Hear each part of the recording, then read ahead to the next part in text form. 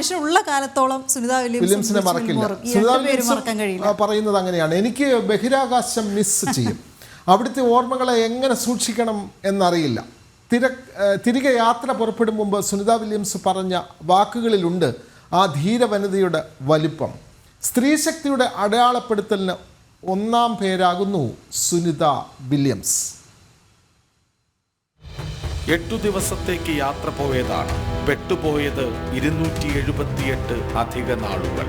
ഭൂമിയിൽ യുദ്ധം ജയിച്ചു ശീലിച്ച സൈനിക സുനിത വില്യംസിന് ബഹിരാകാശവും ഇടം പകുത്തു. പുതിയ പരീക്ഷണങ്ങളിലേക്ക് മനസ്സു നട്ട് ഒഴുകിപ്പരന്നു ആ ധീര വനിത. ഒരു ദിനം 16 വട്ടം സൂര്യൻ ഉദിച്ചസ്തമിച്ചു കൺമുന്നിൽ. അതിജീവനത്തിന് ആസ്വാദനമെന്ന അർത്ഥം അടിവരയിട്ടു അവർ. മുളച്ച ചീരയുടെ ചോപ്പ് കണ്ട് ചിരിച്ചു. അച്ചടിച്ചു വന്ന കളർപ്പടങ്ങളിലൊന്നിലും ആകാംക്ഷയുടെ തരി പോലുമില്ല ആ മുഖത്ത്.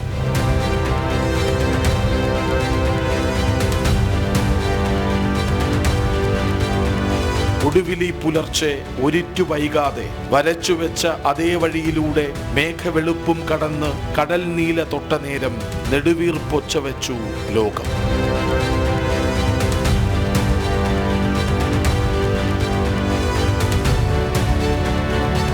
പ്രിയപ്പെട്ട സുനിത വില്യംസ്, നിങ്ങൾ സ്വയം ഒരു സ്വപ്നമാണ്.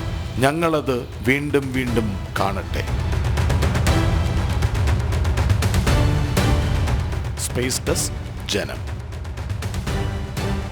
അതെ, സുനിത വില്യംസ് ഒരു സ്വപ്നം തന്നെയാണ് അല്ലേ? സ്വപ്നം താണിറങ്ങി വന്നതോ എന്നൊക്കെ കവികളുണ്ടെങ്കിൽ വിശേഷിപ്പിച്ചേനെ.